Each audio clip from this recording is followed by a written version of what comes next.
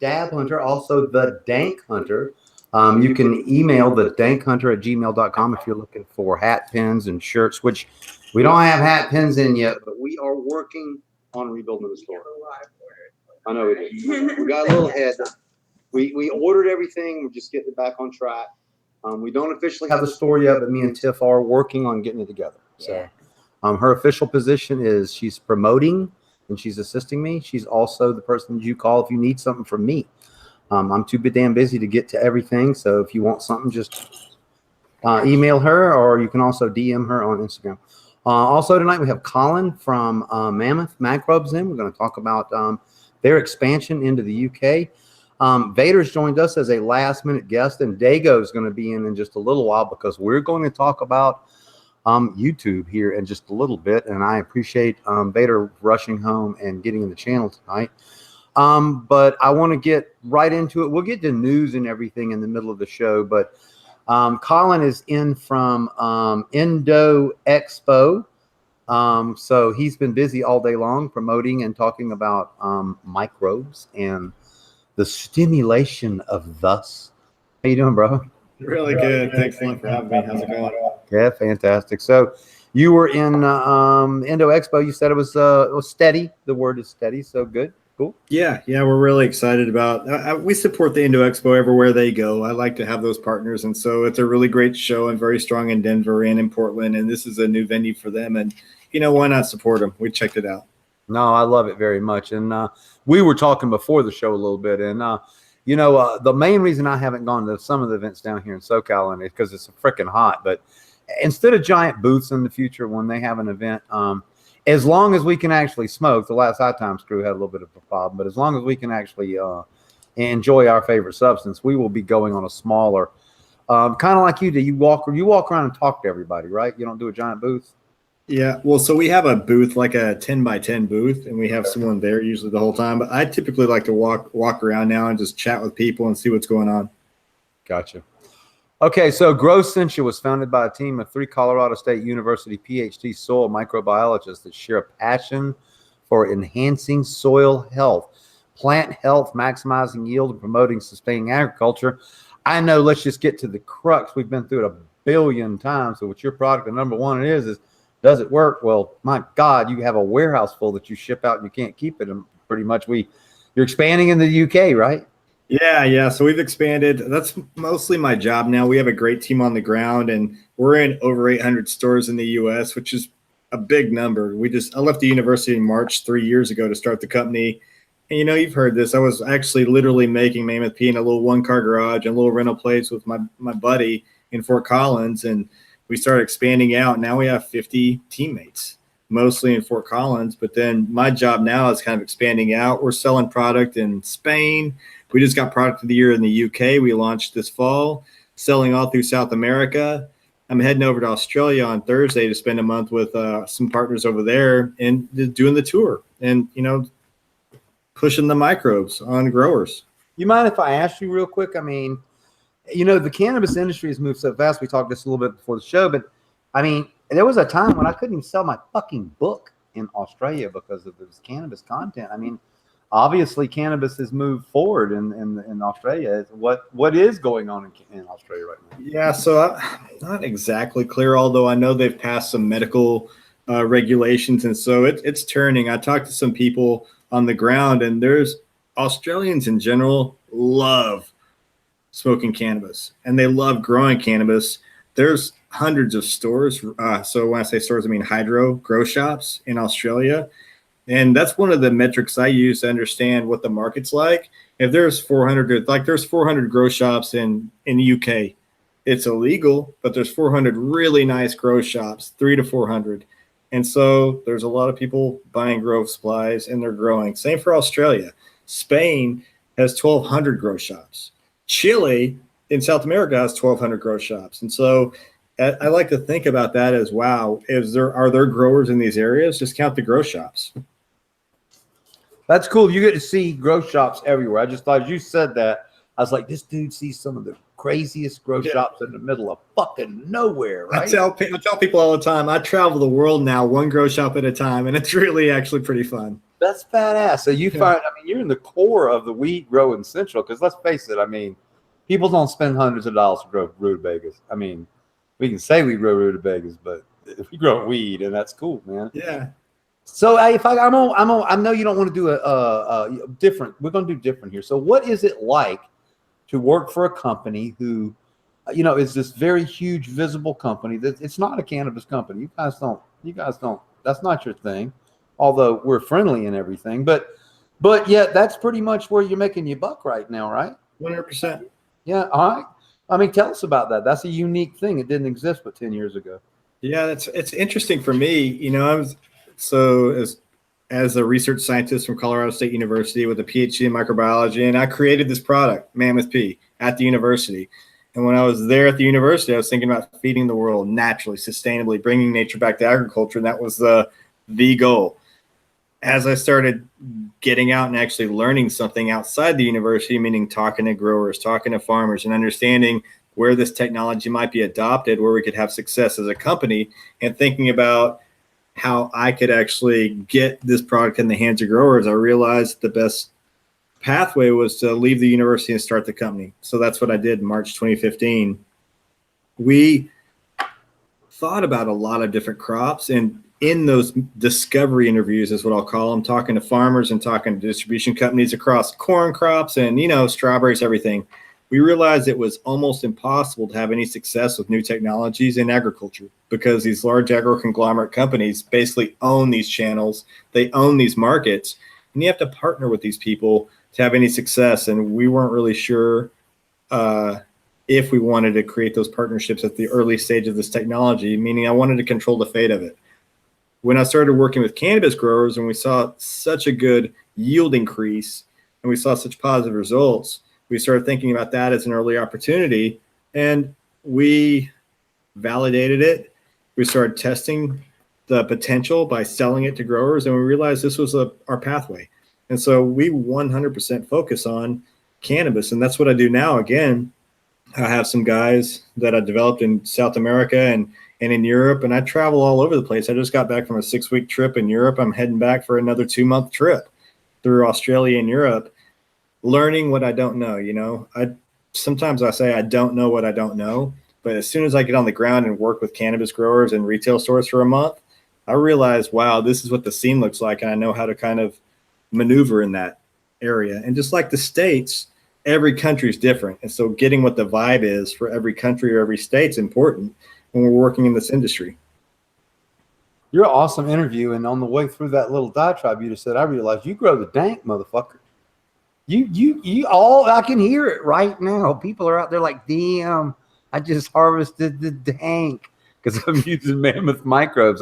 Because I know. I mean, especially the first time I used it in a garden that I didn't have on point. I find a garden that you don't have completely tuned up shows less results than a garden that does. And I got immediate results from the product, and I was like, uh-oh. So yeah, thanks for helping me grow some good flowers. Thank you for your support. That's pretty cool. I didn't think about you just now. Yeah, if you invented it, this guy invented something that makes the shit danker. Yeah, that's cool, man. That's badass. So talk about European markets. Is that a giant market for you? I think the U.S. market's the biggest market. It's a state-by-state market, but it's a huge market, and everyone in Europe thinks the United States is the biggest global market. And I think that's probably true. However, there are huge markets and really interesting opportunities every time. And I kind of say this a lot to friends that when I go to these different countries outside the U.S., it's like taking a cannabis time machine back in time, a year or 2 years or 4 or 6 years. Like in the U.K., it's still completely, we'll call it very, very dark gray, where it's totally underground, and it's just, that's the nature of the market. But growers are really excited. There's a lot of growing. There's a lot of awesome grow shops, and so it's fun to navigate in that space. And it's like working in Colorado 3 or 4 years ago, when there weren't a ton of products and there were even fewer microbial products. So it's a good opportunity for me to kind of start educating about the importance of microbes. Same for Spain, same for Germany. Same for Israel, all these markets. South America, there's 3 or 4 nutrients available in most countries, not dozens. So it's early days there, but it's a lot of fun and there's a lot of growing and it's going to continue to expand. And there's a lot of wild, wild west right here in America. I am working with my partner, Will, and we own a company that is branching out into Nevada, Arizona, and California. And the reason I mention this is it's not easy to do. And once some of these states like California figure the fucking clear path out, you're going to get a lot busier. They're actually right now, the laws and regulations in this country are preventing cannabis commerce in many areas. People that want to do it, know how to do it, are good at it, are being prevented from doing it. And people that don't know how to fucking do it, don't have a goddamn clue, that are fucking ass deep in money, are fucking it up. But in the end, the dumbasses with all the money, and this is already happening. 100,000. Tiff went to 100,000 growth. Eventually, these idiots that have invested in these places that don't make it are going to be able to be bought by people like me, who kind of know what's going on. It intimidates me to look at these places this big, but my point was, it's just going to keep speeding up, and especially California's big. Yeah. So even a more macro viewpoint, I guess, when we look at countries like Colombia or Canada or Israel just recently, who have opened up commercial cultivation for exportation opportunities, where all of a sudden the world becomes your market, not your state.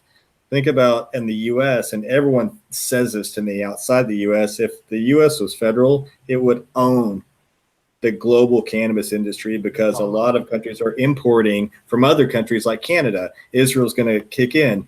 Colombia in South America is issuing tons of large-scale commercial cultivation licenses for extraction and exportation 100%.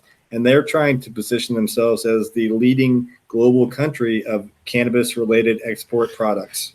You know, if you don't mind, I'm going to go on left field and talk about that real quick. So we have been meeting with some people over there, and the thing that Colombia has is the exportation of oil into Mexico and Canada, which is fucking massive. But a friend of mine brought up a point today. You know, he goes, if you piss somebody off in South America with your advertising campaign, they will just come to your house and kill your family. So I don't know how it's actually going to work down there. Well, don't make people mad. I actually have you make a bunch of really good CBD and you piss off some drug cartel guy, you might have a problem on your hands. I have a bunch of friends down there now, and they're a bunch of wonderful people, but they are some areas, and we'll call them the red zones. Yeah. And even my guys that are dug in deep, they're like, Colin, that's the red zone. We can't go to the red zone. They talk to a guy because, well, people are using mammoth in the red zone, but I'm never going to meet them. It's going to be like three relationships away from that, because they say you go in, you might not go out. But I honestly think the way the government's positioning these farms, that it's going to be large scale. When I go there, there's people from Germany, there's people from Canada, all through the U.S. So it's like a multinational effort to develop cannabis cultivation across the country. And I bet they're going to get pretty good support from the government. But, you have no 100% guarantees on anything. No, I totally understand. And things are shifting so fast. We just, in Arizona, we were waiting for about 6 different laws here to change, where we could have gotten maybe cheaper registration for patients, maybe some of this, that. And I think in the end, basically our courts here they took them off the books. They said, you know what? We're just going to decide all this shit 2 years from now. So at one time, now we're at 2020. So, and we think there'll be a big change at that time. So yeah, the cannabis market is ever fluidly changing. Colin, tell us about the soil test kits, and what do you learn from them when submitted? So I don't personally buy soil test kits, because we do all those kind of assays separately, as that's what we've kind of done as a company. But it depends on the test kit. I think there's some test kits that claim to test molecular structure, which you actually look at the microbial components, the different microbial species in the test. There's other tests that look at ion exchange or nutrient exchange. So I think it's really important to understand what questions you want to ask or answer when you get these test kits, and also the level of data to make sure that the data actually answers that question. I'm going to say this in terms of microbial community structure. there are test kits out there, and they're cool, where you can look at all the microbes, or it can tell you all the microbes that are in the soil. But from a scientific perspective, that doesn't mean anything to me, because there's thousands of microbes in every soil sample. What I'm more interested in is looking at what microbes are actually doing interesting things, facilitating nutrient cycling or whatever they are to help plants grow. And just because you get a presence or absence of a microbial species doesn't mean that they're doing anything. And so I think thinking about functional assays are really important. And I'm not sure what functional assays are available off the shelf. I got you. I want to pick on your brain here a little bit. Me and Will ran into a situation a couple weeks ago that blew us away, which is, and I'm going to recount just a little bit. We are very excited about Subcool Dank. We were trying to set a new standard here in Arizona. We actually went out and bought cannabis, and then we spent $3,000 testing it. And during the testing procedure, I learned a bunch of shit. Oh, cool. Yeah, I learned about terpenes. Cool. I learned about pesticides. That was awesome. I learned that we can produce this, which is THC isolate terp sauce, which is the state level is 5,000 ppm, and we're at 0.89. I mean, we're basically nothing. You can't get to zero. But I learned that the state in Washington and Oregon and very, very likely California may start testing for microbes. And the problem with testing for microbes is they're testing for them as a bad thing. And a lot of times they had state levels of CFUs of 10,000 proposed. And we haven't had anybody on the show as smart as you since we ran into this little shit cloud of stuff that we talked about. And our guys that are using, BTs and products like yours and other products in their garden for what a very amount of reasons are testing as high as 60,000 CFUs. And I'm just saying shit people have taught me, Colin. I'm not smart. Yeah, for sure. So tell us what's going on here and what is this a problem and how can we? It's a challenge. And so what I'll tell you what I recommend, and it's a huge challenge mostly for biopesticides where you're actually applying microbes to plant material above ground, because they are testing just total CFUs, colony forming units, which is the presence or absence of a microbial cell or group of cells. And if you're by definition adding microbes to flower or to leaves, you can test positive for that. I think that's a real challenge. That's why I strongly recommend that no one use microbes as a foliar, because you can engineer your test to come out hot. I also think that there's a larger problem that's going to be harder to solve, which is the education gap between good microbes and bad microbes. I think it's crazy to think that BT, which has been in the market for a long time as a biopesticide, is testing negative when it's actually killing some unwanted microbes or pests or insects. And so a good example that where I got educated on this is when I looked at some of we have to register a product with every state, with every country, and there's typically lists of microbes, and Canada is a good example that they call bad microbes. And if you look at the list in Canada, it's offensive to a soil microbiologist PhD, because it's like every microbe on earth is like a bad microbe, and some just don't understand how these microbes are microbial groups that have been shown in many studies to enhance plant growth in a lot of different ways, are listed on bad microbe lists. So I think it's a huge gap in education, and I think it's hard to change policy at that government level. So it's just a process that we're kind of engaged in, but it takes time.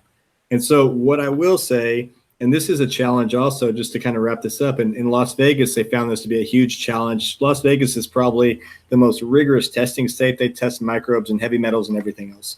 And I think they've seen some huge problems for the people who wanted to grow in greenhouses because of dust. And dust is actually a vector. It carries microbes, and it takes there's time. Nothing. And so unnatural about dust, and this isn't on flower or plants or anything else. It's everywhere. We breathe it in with every breath.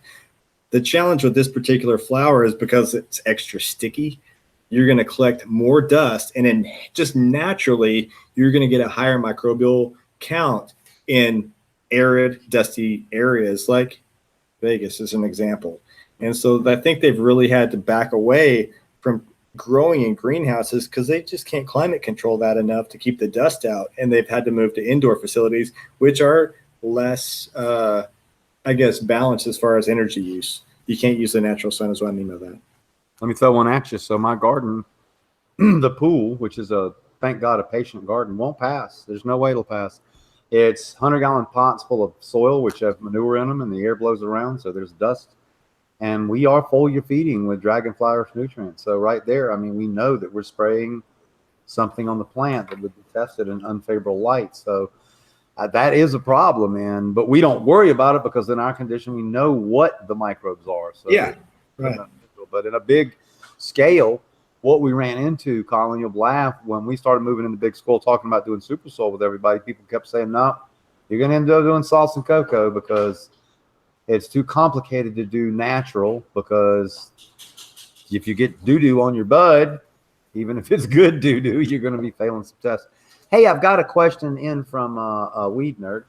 I heard that you, Mammoth, and Mike at Mountain Lion are parting up. What big is going down? Oh, so Mike was employee teammate number 2 at Mammoth Microbes. Mike was the manager at the Way to Grow Shop.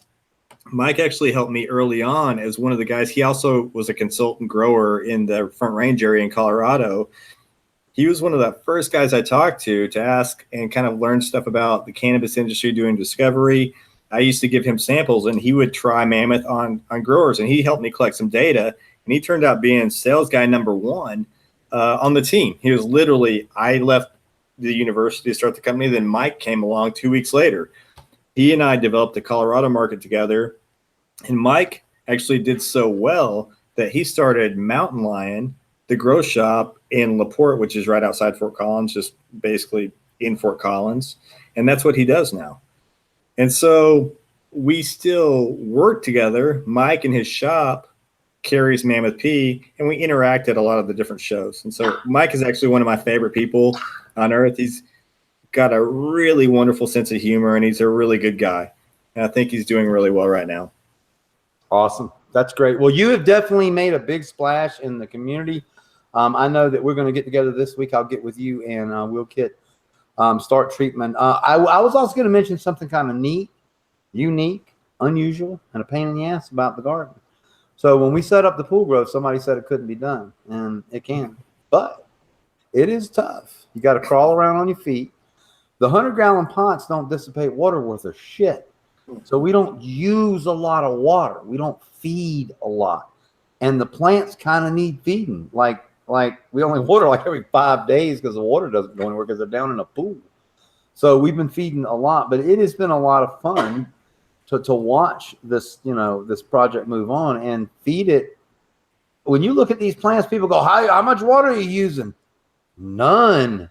Oh my God, a 100-gallon pot uses like 5 gallons of water a week. Having said that, we've got a nice reservoir, so I can't wait to apply some Mammoth. So cool. Where are you headed next? I mean, you're finishing up the Indo Expos tomorrow. Is it done? Yeah, tomorrow's the last day. And I just came from Pueblo this morning, and yesterday I spoke at the conference. There's a cannabis studies master's program at Colorado State University now in Pueblo. So they're really trying to educate and support and actually create degree programs. And there's a lot of cool research in Pueblo at their conference, the ICR conference, second annual 2018. I came here this morning. I'm going back to Colorado for a couple of days, and then I'm going to spend a month in Australia touring around, doing the grow shop thing and seeing some grows, and there's some shows. And then from there's a show in Greece. Then I'm going to spend a couple of weeks with our guys in Spain and tour around some more. And then there's 2 shows in Holland. And so I'm going to be on the road. I'm going to be coming back to Colorado at the very end of June. So I have the next couple months are mapped out going to be pretty busy. Very cool. Well, we appreciate your support on the show as always. And, you can always reach out to me and my team if you ever need anything. Thank you. No problem. Thanks a lot. We're going to get to Vader real quick. Also, we're going to bring Will on and Crazy Dago. I want to kick it real quick, though, to the Dank. So are you having fun talking to everybody, learning about everybody? Yes, I am. Meeting all the weed nerds. Yeah. Oh, hell yeah. It's cool. Awesome. I'm having a lot of fun and learning a lot of stuff about weed and hanging out in the pool and in the grow. And pretty awesome. So tell us about some of the stuff you're going to be doing with the Dank girls. Oh yeah, so we're gonna get some booty shorts made, because it's gonna be summer and hot, and we're gonna get a few girls to take pictures in the pool with the weed. Fuck yeah, I like it. It's a good idea. Hopefully some fun stuff. Awesome. We'll figure it out. Thank you very much. Yeah. Like I say, if you guys need anything special, just let me know. Especially when it comes to stuff around here, the pins, rolling trays, stuff like that. We were working on some stuff. The store takes a lot of effort, and me and Will are efforting a lot of other stuff. So, Vader, are you there, big man? He's here, but he's coming. So, I am, but my camera's not working for some reason. You're good. No, you're okay. You're good. So, you were talking before the show. I mean, you have one of the best explanations. Would you please tell us what you're telling us about the small rev share and why you think YouTube is taking? It seems like we're being targeted, but maybe not so much. They have had actually made some more comments over the last week. Doggo, he pointed out a couple of things and some other stuff that they had said that possibly people are kind of overlooking about the whole concept, that they did mention that they took down a ton of videos and a ton of channels. It was like hundreds of thousands and all kinds of fringe content. They're having real people look at everything, and this all has to do with the advertising and them also bringing TV in and taking over that space. They're absolutely understand that they were built on the fringe content. It's what got them there for the 2012 like plus and especially earlier too, right? Lots of different things. They've had a lot of controversy with making of materials and things like that are really bad and all that stuff and posting. So there's a lot of stuff, especially with kids. There was a lot of crazy videos that were like, if kids were just looking through the regular search tags, these really weird, grotesque videos would be popping up and through their lists. And so YouTube was having a hard time, and people were definitely behind this. So they were trying to attack that and make it safe. But of course, in that, they've just like Instagram have these policies where like it's 13 plus, right? 13 and up. So it's not adult. So a lot of things that are fringe, they're just cutting them back and they're not worrying about it. But one of the things they mentioned is that like even after their really big purge right now, which seemed like hundreds of thousands of channels and millions of 800 million videos, it was still like less than 1% of their content. Thus, it's 1% of their even advertising they're making. So whether it's on funds or whether it's on the people coming to watch certain kinds of things, the communities are very small with these fringe stuff, not just ours, but even as a whole. And it does not seem like they're going to go back. They're just going to keep going forward even more. And they were making mentions that in the future, they're going to get it down so much that the algorithm will take care of it. Jesus. And not even just people. So what is the future? I mean, we can talk about a lot of platforms. First off, let's talk about the future of Vader Vision. I mean, where are you going? That is an interesting thing for me right now because I kind of had a triple storm right before we went off to the SoCal Cup, which ended up being a whole huge fiasco too.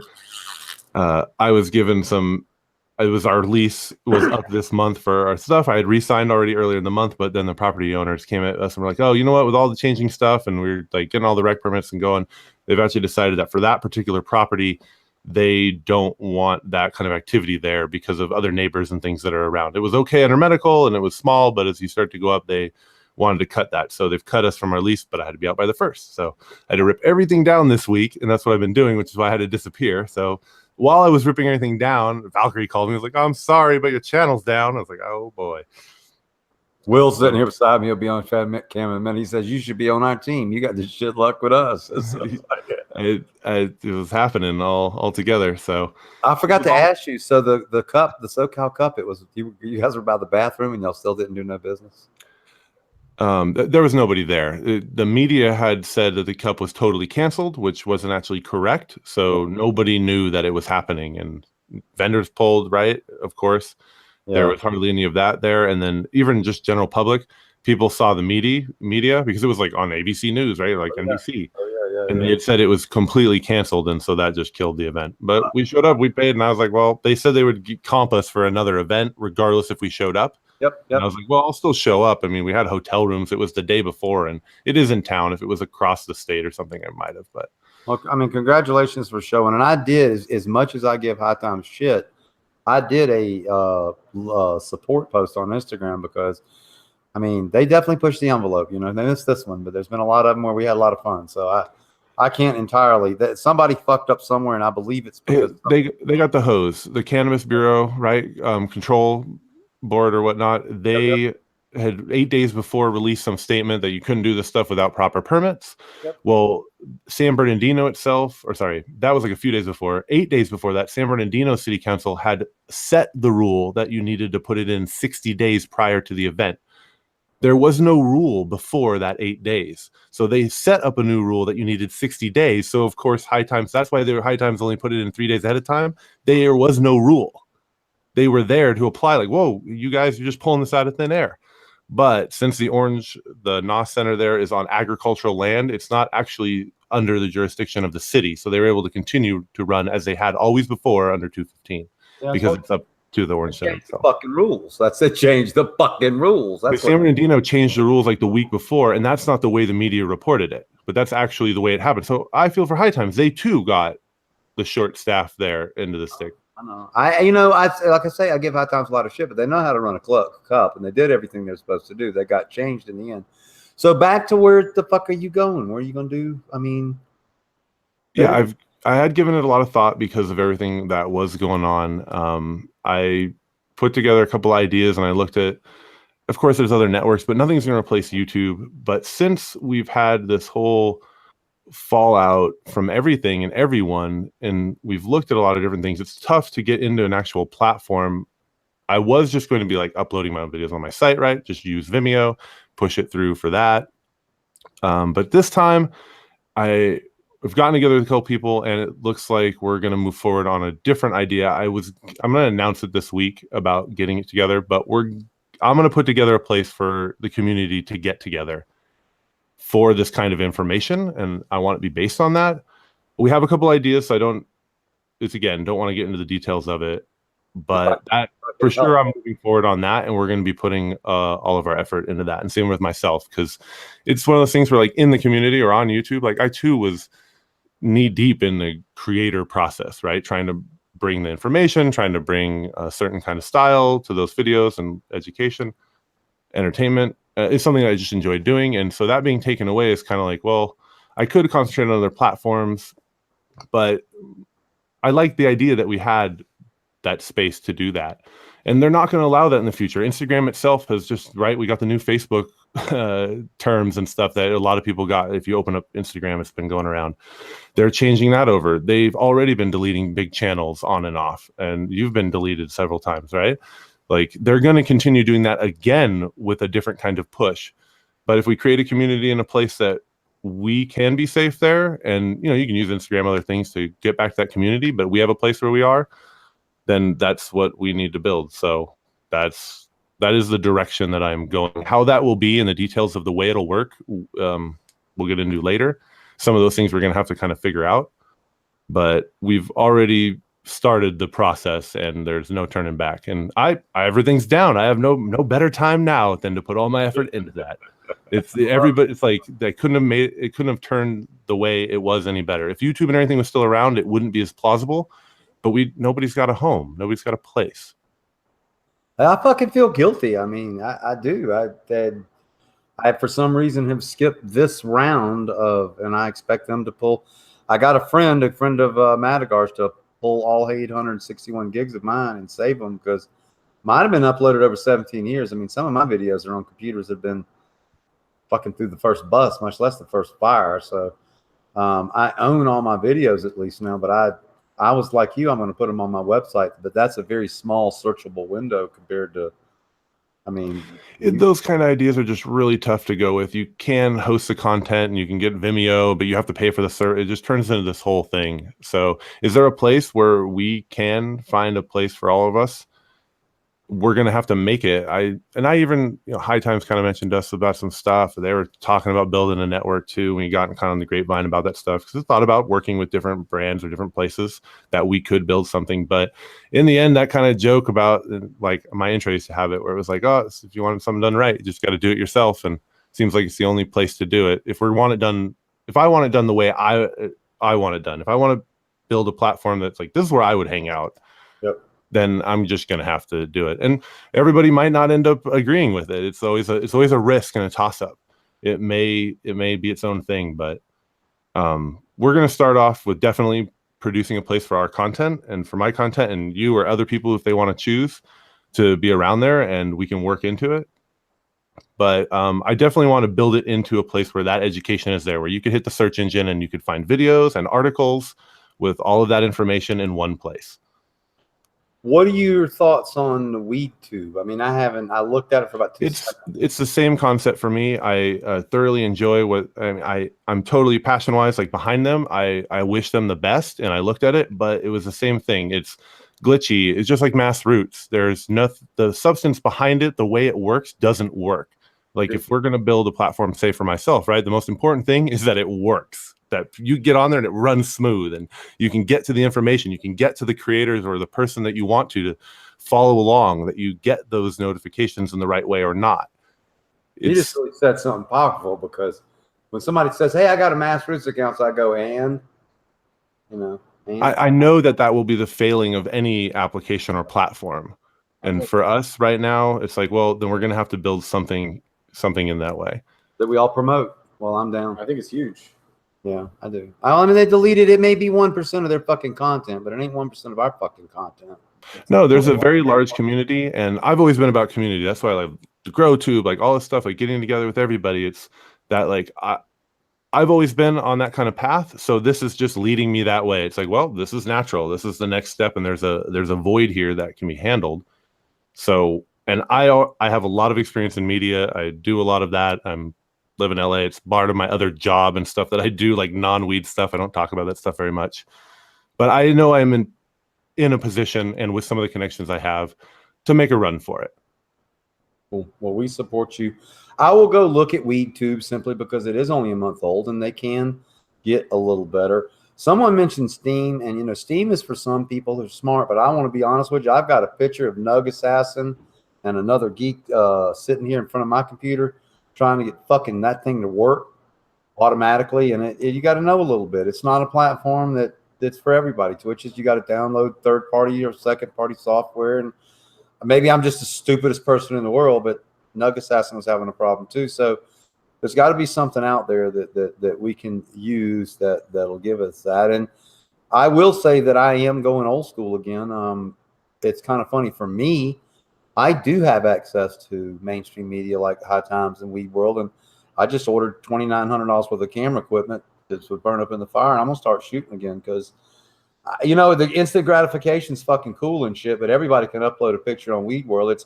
It's for me, and I'm speaking to you kind of specifically, Vader. It's a different fulfillment. It's a lot longer, baby. It's, you know, you got to set up, you got to photograph, you got to edit, you got to pitch, you got to write the article, you got to lick some butt, you got to pay for an ad, but when you get a full page shot in a magazine like Weed World, it's definitely a hell of a lot more satisfying than, you know, picture. So that's, you know, if they are not going to let us do what we do, as soon as they delete my YouTube channel, which I assume is coming really quickly, that's just kind of where I think it's going to go. And what a great segue. Mr. Jago is in the.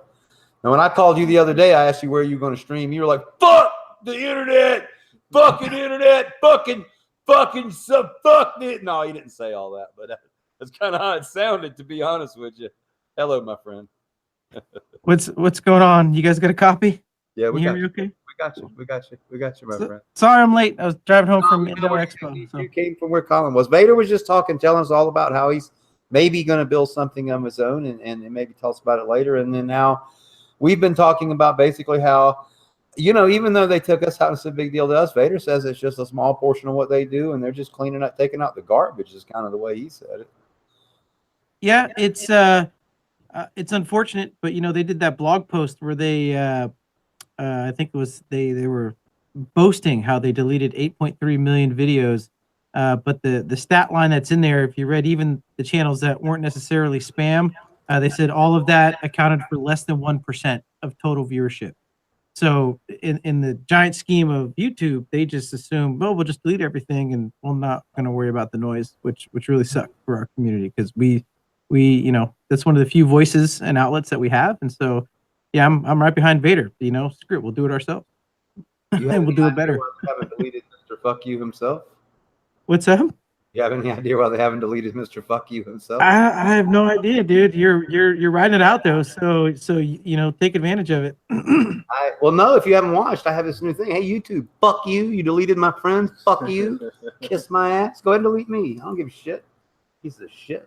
Yeah, I can't believe it. I mean, I like YouTube. It's like I'm gonna have to. If they delete me, I'm gonna have to boycott the motherfuckers. I actually listen to YouTube like a platform. I'm stuck. So. Yeah, it's interesting. First it was like, okay, this has just got to be some kind of a glitch, or they're doing, and then they deleted Jolioli's channel. It's like, okay, wow, that was a 1.6 million subscriber channel. Like they're serious about this. And then you see Jorge Cervantes go down, right? And Vader and I have had this conversation. It's like, okay, well, yeah, once that happened, it's like I'm not even going to bother. Like, why put up another channel? It's like let's figure something else out. I mentioned Cervantes too when Vader came on because he's so polite. Like Vader, he doesn't use the word fuck. I mean, he's like 20. He's like 21 and below. He's like, so whatever. It's so you're gonna help maybe some project with Vader. You guys we're gonna take it to something ourselves maybe. Yeah, he's our fearless leader, and we're loyal to the Empire, and we're going to keep marching on. I love working in media. Vader was my inspiration for doing YouTube and bringing up my editing skills, and I stand behind him. So I'm with it. Let's do it ourselves. I think we can do it better than what's out there today. So I like it. I'd support you guys both financially and creatively if I can help in any way. So what's going on in your in the outside of that? What's going on in your world? You said you're just dedicated to working right now. Yep. Just working away, and things are going good in the garden. I'm actually, I have a run of Tropic Lightning going right now, and then I have a Shockwave male selected and planning to do my first breed run here, run after next. So I'm pretty excited. And also we have the Mr. Tights Genetics Empire Breeding Company. We have the barbecue gorilla going, and that's pretty cool too. So Mr. Tight, also one of the inspirations for me starting the YouTube channel and being able to get his genetics and grow that out now is pretty awesome. So we're documenting all that still. So follow me on Instagram, folks. If you haven't followed yet, hit up Instagram. That's about the only live social media outlet I have at the moment. So it's the only place. Well, I think it is important for us to support each other with whatever platforms we have and report to the community. So make sure you do check out Dago Stream on Live. That's where you're still reporting your garden and the results from it, correct? Yep, that's correct. And we have the, we do own the grow.tube website. And I would urge everyone to pay attention there because we do have all 70 episodes of the GrowTube recorded. And we are slowly but surely getting them uploaded to a hosted service so we can embed those in the website. And, I've seen some talk around Instagram, and I'll just, announce it again here. We're going to get those posted up free for everyone, free being the key word. No one should ever have to pay to watch a GrowTube episode, and we're intending to keep all that information out for the people because that was the whole intention behind it. So, yeah. Awesome. Congratulations. I did not know if you had grabbed all of yours or not, and I figured you guys did, but it happened so fucking fast. I mean, whatever. The 3 strikes now you thing is bullshit. The fact that they didn't give some of you guys any warning at all is. I didn't even get strikes. Vader and I were looking at it. We got the first email I got was just your account's terminated, and then I got a potential strike for a video, but then nothing else. It's been weeks, and I haven't gotten anything else since. When they took mine out for live stream, and they're not going to turn it back. It's been 90 days. They're not turning the shit back. I think they forgot about me. It's some weird shit. So. Whatever. So, well, I'm glad you guys have got a plan, and I sure do appreciate it. Vader, what's going on? I didn't ask you anything about cannabis. What's going on with cannabis, buddy? I just had to rip out the Death Star, right? So we're pulling all that down. And the sad part was too is that I had the Death Star, but I also had 2 other units of the property in the property. So it was like all that everything has to be taken out. It kind of worked out timing wise for some flowers and some things that we had going on. We were able to pull all that. Got some help from Ninja and Mikey. Shout out to them.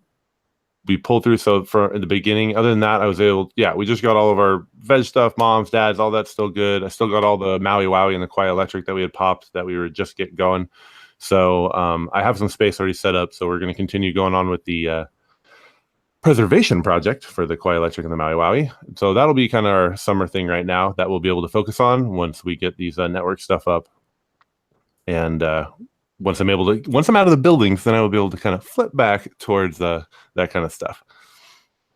Very cool. Well, I know you will prevail without question, and wherever you head, man. I do appreciate you coming on here at this last minute notice. Yeah, no Diego, worries. I wanted to tell you we have a new Harley Quinn in house that I would like to put in your hands. I mean, no pressure, but whenever you run something again, that's the Harlequin that we got from Harborside back in the day when we made Pennywise. But we just crossed it with a Space Clean to give it some flavor. We're looking for a 1-to-1 with a little different flavor. So you're welcome to check out that. It's on our new list of stuff. So it's one of those Awesome. ones we're proud to get. Sounds good. Very cool. Very cool. Colin, thank you again for coming by. I'm fixing to go on break here. Anybody that wants to take off can. I don't want you guys to leave, but I always try to give everybody an out right at the 7 o'clock hour if you guys have other stuff to do. We're going to come back, and just a little while we're going to talk to TGA Will about licensing in, California and Arizona and everywhere else. And you guys are going to learn a lot if you stick around. Come on back. We'll be right back in just a minute. Buzz, keeper, would you keep it? And this is super important stuff. Look at some of the photos this guy's brought up for the stream.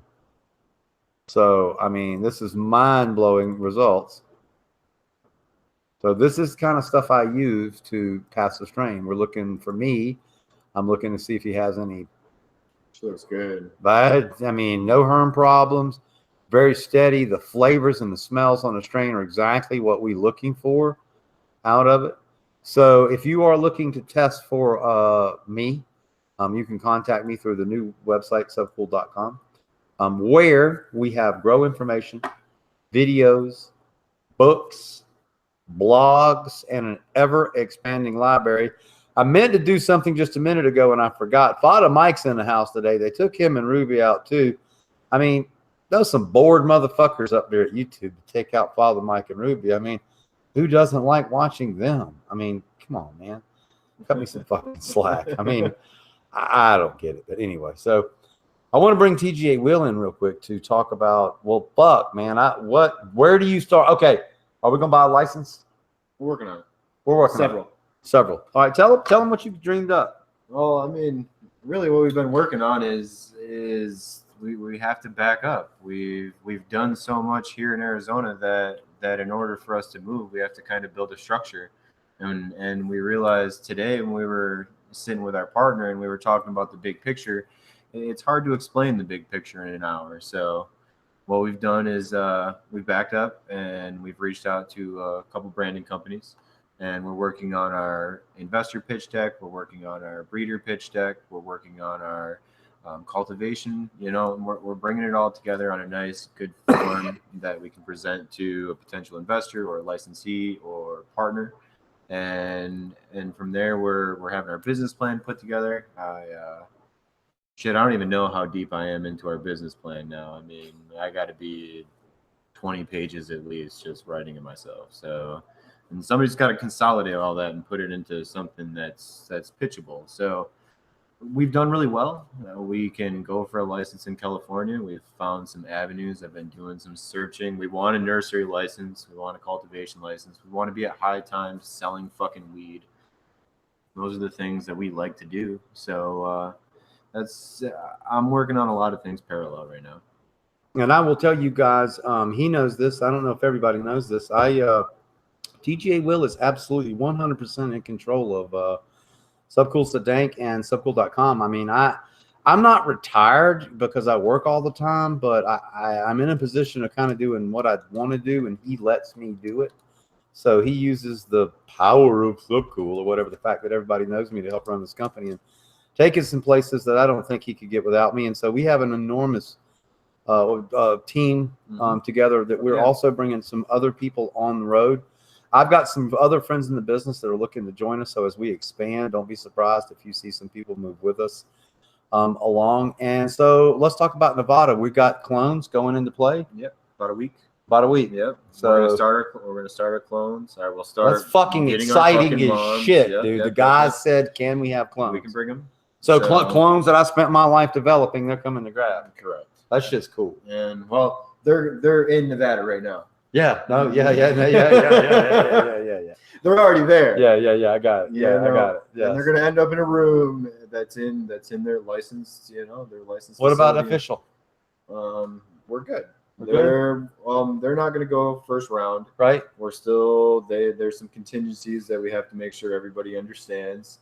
Got to make sure that everybody understands that if we put some genetics in there, that's why we don't want to move the moms. Everybody's got to understand if a legendary strain goes into a licensed dispensary and they fucking let somebody get a cut of it, they're going to pay us some money. Yeah. So just so you guys know what we're talking about, Will is responsible. He called me one day. He goes, "Hey, man, you want to own GG?" And I was like, "What are you fucking talking about?" And he goes, "Well, they've reached out to us as select people and they want to give us the rights to GG4 official. So we have all 4 clones and the artwork for it, which means our cannabis that is grown by us, processed by us. That's the GG flower, the glue G. Glue Chi. Oh the my glue God. Chi is Jesus fucking, it Christ. knocked him out. I mean, he was fucking tripping, seriously tripping. I really was.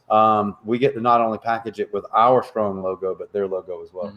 And we'll keep building this. I mean, people will see what we're doing and we'll be successful with GG. We're talking to a couple other companies that we can't release the name on yet, but some big players want to be a part of what we're creating now. So hence the brand book, hence the business plan, hence all the stuff that would help somebody that doesn't know.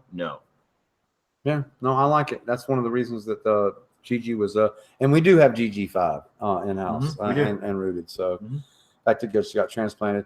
Dago, you're in a business that's parallel to ours somewhat, but I know you enjoy watching the development of our I don't know what the fuck you call it, cannabis commerce. That's a good term what's for it. going on in California now from your end? I mean, there's kind of a mess there still. Yeah. Yeah, it definitely is. It's interesting. You're starting to see the supply chains kind of like smaller and smaller and smaller because a lot of dispensaries now in California, even though they're medical and even though 215 is still into effect, they're not even taking medical growers anymore. People are only going to the California licensed, whatever the license number is you need to buy, be a supplier, etc. And that was actually a big thing we saw going around the High Times Cup too. There were a couple folks walking around from genetics booth to genetics booth with their license, and it was like, hey, here's our card. We are a licensed California distributor. We would love to, but once you get your license, we would love to buy and distribute your weed. Like fucking drug dealer in the parking lot with a flag in his hand. Yeah, pretty much. Yeah. So That's why we're doing it. I know that's why we're doing it, because exactly we why want to we're be doing one of the fucking people that Here's our piece of paper and buy our drugs. And so he'll and if anybody can do it, this guy can. And I will tell you, we talked about Colorado, but no shit. I mean, I won't even touch Colorado. I wouldn't even touch Colorado if I was going, but in California, I mean, I don't sell in California anymore. That happened overnight. I was distributing in all of California, and now I don't. Which is the other thing that drives us crazy, me and Will, is you can't log on to Instagram or look in a shop and not see people growing my genetics. I mean, everybody's got a cut of Quirkle or Jack or Jill or whatever the fuck they have.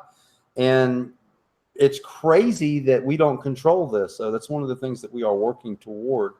And we enjoy being with the GG4 company. So talk about the pool. You like the pool. I love the pool. I've never seen anything like it. Because you've grown. Yeah. It's a step down from your outdoor out on the hill, but it's fucking close, man. Right. I mean, it's on another level big. Yeah. I'm still waiting for the Instagram video of Subcool sitting on top of the ladder pretending gonna to get- swim, hey, like in the Cheech and Chong. Yeah, I've It's got- close, Dank. It was It's close, close. when you were out there, buddy. Yeah, I've got I two mean, stems. I've got 2 stools. I'm ready to get up on the pool. I'm ready to do it, man. It won't be long. I'll tell Cheech you. and Chong. Cheech and Chong It's is coming. funny as shit. We are happy that it's filled in, and there is so much weed out there, and it's Dread. When I started Dread here, I told him it was a lot of work, and when those plants were whatever knee high, he's like, "Yeah, they ain't a lot of work." Yeah, there's always something to do now. Well, it's been you and Dread. I mean, I'm always in the paperwork, so I'm just blown away every time It's I always walk in. been Dread. It's crushing it right now. So, Dragonfly nurturants are doing very well for us. We're going to start applying the mammoth microbes here soon. I got to be honest with you, I've been so busy, and I see the hat all the time. In fact, I know a girl that wears that hat all the time. I completely missed my hat we're not using it here yet. At day 27, we are okay, but yeah, let's get on it. So, You're missing out. We'll get some out to you for sure, brother. I sure do appreciate it. Also, tomorrow, switching subjects on this, we have done something that's been really uncool, which is the metal doors that came in didn't have a lock. And I contracted this guy to build a pot leaf and some signs, and he's taken so long. Me and Dredd had actually brought a padlock, and we're fixing to drill it tomorrow and put so we could have. But he's coming tomorrow morning. He's coming tomorrow morning. He's putting the new artwork on. We'll have a pot leaf padlock, the very first lock of its kind. Because he builds custom shit. He builds custom so shit. good. He's just slow as a motherfucker. Right. But he said, "Dude, I built you a damn padlock made out of a pot leaf." I was like, "You're cool. You're cool." So should be pretty cool to see all that. And we will start. We have already started collecting cannabis for RSO. So I think anything I cut off the plant at this time is going to have a good bit of drug in it. I mean, the plants stink. Okay. Yeah. So we're going to start collecting and making full spectrum RSO, which includes a little bit of stem, and I don't mean the whole tree trunk. That's how they're doing it in Colorado for CBD. It's how we do it. It's how I believed in it a long time.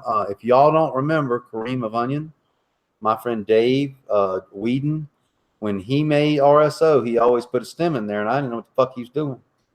I never understood why he was putting stem in his RSO, And I do believe that when you're treating people that have these really strange, off-the-wall, non-treatable illnesses that they're getting the results of with a half a gram or a gram of RSO a day, I think the more full spectrum that you run across, the better. That makes sense. So, organic vegetables and stuff come with the roots and all that other shit on them. I mean, yeah. So I know you're not eating the roots, but still, No, I think it.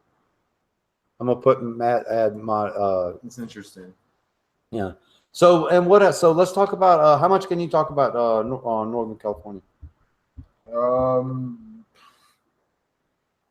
do you want to talk about? I'll throw it out there. I mean, how long do you think? I mean, we are trying to move into Northern California as well as Southern California. That's what we're talking about. We're actually producing cannabis there, but it's a matter of getting contract agreed upon. Correct. And we're finding this more and more is what happens, and I openly say this shit, what happens if you don't get the contract agreed upon beforehand? You end up with a jinx situation.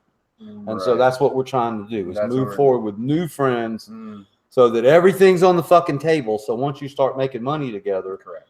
Nobody. So you didn't fucking say like that. So that's the reason our meeting went so good today is because it has to go good. I mean, contracts keep people from doing. Like if we weren't into contract really with those people today, that lunch meeting at that Mexican restaurant could have gone a lot different. It would have gone a lot. Yeah, would have gone a lot different. About 1 hour when everybody was up on their hackles and everybody was voicing their opinion in a very strong matter, and there were 4 alpha people at a table. Even me and you don't agree on fucking everything. I mean, I have very strong opinions. So mostly everything. Though. Mostly everything. But my point was this contract that we're working on locked us. And I mean, I can't tell my partners fuck you for 10 years. Right. So if I say work it out, if I say fuck you, I still owe them money for 10 years. So we've learned so much about it, and I mean, Dago probably deals in that every day with contracts. But for it to be cannabis, it's all different for us. I think there's so much going on up in NorCal that they don't quite know how to give us all the right answers yet, and that's why we can kind of go into what we have been doing and why we're looking at licenses in SoCal. So We've done a rev share in Arizona and Nevada. Okay. We are considering a royalty-based deal in California. These kinds of businesses are really hard to control. We don't, we are the brand, and we say the product is dank or not. We make them go through the testing phases and yada yada. What we talked about before on the WeedNerd, but we can't just do whatever we want to do, and that's why we are looking at SoCal, because we could really use an R&D place. We could use somewhere where we can test our grow theories. We can use somewhere where we can test different methods of making wax and hash and whatever. We can test all of our cannabis. We can make seeds. And me and Will, I had a dream the other day. When I have dreams, and because I don't sleep, so they're not like I had a dreams. They're more thinking shit. And what I realized is we love this place. I mean, you can see how nice this house is. The guy that we bought it from remodeled it. It's really cool. I mean, it's got Italian stone tile and shit. Looks like wood. So we love this place. But I do live in the middle of a trailer park for all intents and purposes in Mesa, Arizona. I can live anywhere. So, and then I realized, so can he, because fuck, he came and got me from NoCal, and kind of, I mean, I'm not trying to insult you, but kind of everything we have, we built to some degree. So if we find a nice place, we have. I just moved out here. He just moved out here to be closer to me. So it's not like we can't move again. Correct. Providing, we find a good school. We're not going to yank the kids out of school. We're not irresponsible. But my point is, who knows? That's really cool for us. We can kind of go with the winds of cannabis. We ride the wave. We ride the wave of cannabis. So we could go to Nevada. We could go. I mean, you start mentioning Southern California. I love California. I've always missed California, and California has a unique vibe that we don't have here. Me and Tiff were smoking dabs in the hotel up in the bar, and I don't know if I would pull that shit off here in Arizona. I don't think I would. Yeah, I mean, the guy was very cool. He just said, "Sir, no smoking." But we were sitting there with the judges' samples outside smoking in a bar. I wouldn't do that. Cannabis plants upstairs, and that was also in California. And I don't think I would carry a cannabis plant into a building here in Arizona. I wouldn't pull up to the fucking Marriott in Phoenix and pull that shit off, because Joe Arpaio's boys might be there with a fucking. Joe Arpaio's gone. He's still his boys though. No, that's a native over there, and she talks about it. So yeah. The guy that's in office now. I mean, I don't know. I think he's a little bit better. But his boys are still there. So that's the point. Oh yeah. Everybody that worked underneath him are still working. I got you. She's been in the shit with him. She's seen the fucking bullshit. I've been in the jail with. He came in jail while I was there. He had an ankle monitor on at the time. It's crazy. He did. He had an ankle monitor. That's some fucked up shit. He's like top 3 craziest fucking person in government. Yeah. If you look up on Google, it's like number 3 out of 10. Trafficked weed over the border from Mexico. Just so much crazy shit. It's nuts. So much crazy. That's fucking nuts that we live in this place. But it is also the Wild Wild West for cannabis, and we're in a good area to do what we're doing. I mean, we just took on a huge market. We have a deal in Arizona. It's super hard to get in Arizona. There's 130 licenses in Arizona. I mean, there's hundreds of thousands of people that live here. It's not very many. I got to be honest with you guys. It's really cool when we roll up into this dispensary where we're the contract as owners, and it's cool. We pimps. We walk in. The guards all say hey to us, and we get special deals. And shit. Everybody comes over and says hello to us. We get special prices, and we get the good shit. So it's a lot of fun to be involved in it. Having said that, it is also fun to be involved in the medical side here, because we're going to start making RSO immediately. I make no joke about it when I say the pool. And I say it, I mean, I'm talking to 192 people here. I mean this with all my heart. The pool is medical. Now, are you going to give it all away? No. We're all going to end up with big, giant jars. I mean, we're all patients. But yeah, we're going to give a large portion of it away. We're going to make a large of RSO out of it. Find a target. I'm thinking maybe we could find some patients through one of our places like Urban or something like that, and have a day where we distribute RSO. So I'm pretty excited about it. So, all right. So Dago, I always want to say what's coming up, but there's no fucking Grow Tube Roundtable. It's the most bizarre fucking thing in the world. So what do you don't prepare for the show? You just work now? Yeah, what does Dago think about it? Pretty much just tending to the garden, hanging out with the family. Are you on Twitch? I'm not streaming. No, I have not been on Twitch yet to stream. So. Not streaming. So you meant what you said then the other day. Well, it is an honor for you to even come on and talk about it because I mean it is bullshit. I mean, and I can be flippant about it now because my channel's still up, and I can be all like, "Well, I don't give a fuck," but when they take it down, I'm gonna be fucking pissed off. Yeah, I think the biggest insult to all of us, or at least I think what hurts the most, is just the no communication. It's like, I get it if you want to erase it from your platform, but at least give us a warning. Be like, hey, you have until April 15th or whatever, to back up your data, and we're doing this thing. But no, it's just like straight yanking it from people. I mean, some people, that's their livelihood. You know what I mean? A lot of these guys, their sponsors, the money they make from their, whatever 5% discount code kickbacks or whatever they got here or there. That's income for people. And a lot of these YouTubers, they now have no income. They have no job, because they just yanked it. So it sucks. No, it's something that I am a little bit blown away with. And as you said, I mean, a lot of people are using that platform to earn a little bit of money. And even, we use the platform to raise money for charity. And, for them to take that away from us is bullshit. I mean, you're the one that taught me about Super Chat and raising money for people and helping run shows and shit. And for you to lose, do they owe you money? Nope. I got paid out. So like whatever the balance was, they just like paid it and shut the channel down. So bitches. It is bullshit to not see it. I constantly say like how fragile like social media marketing is because they can just shut you down at any time. But a lot of these businesses, like especially cannabis companies, they don't have other marketing. So it's all they have to market their business is each other people in the industry that are gonna use social media. So if that gets taken down, it's like their business disappears overnight. Absolutely. See, that's why we keep her around. She's smart as shit. Yes, our Rolling Trays have the wrong goddamn Instagram account on them because they took my fucking Instagram account down. And I mean, my guys just create accounts that I don't even know about just in case, they go down. Right now we use Subcool's IG and Subcool420 on Instagram. Of course, we have Subcool's the Tank. Your Instagram is the Dab Hunter and the Dank Hunter. And the Dank Hunter. Check her out. She's got some incredible pictures on the site. I think that's going to wrap it up for this part of the show. We will be back with music in a while. I want to thank Colin for coming on it. It sounds like you have a pretty fucking exciting job, dude. Thank you. Yeah, I think it's pretty fun. One day at a time. But yeah, we keep on trucking. And, I'd love to come back sometime and report back on what we learned in Australia and wherever else I'm going to go this year, back to South America and everything else.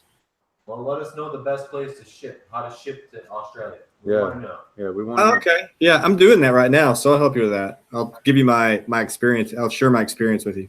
I love it. I love it very much. Well, check out Mammoth online and in your garden. I mean, if pretty much everybody in the industry right now that is growing the high quality product is using Mammoth, it unlocks.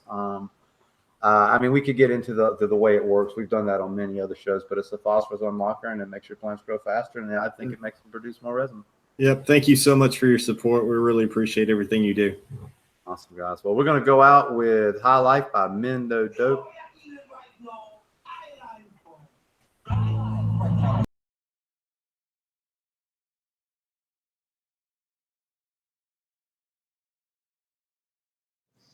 Thank you, everybody.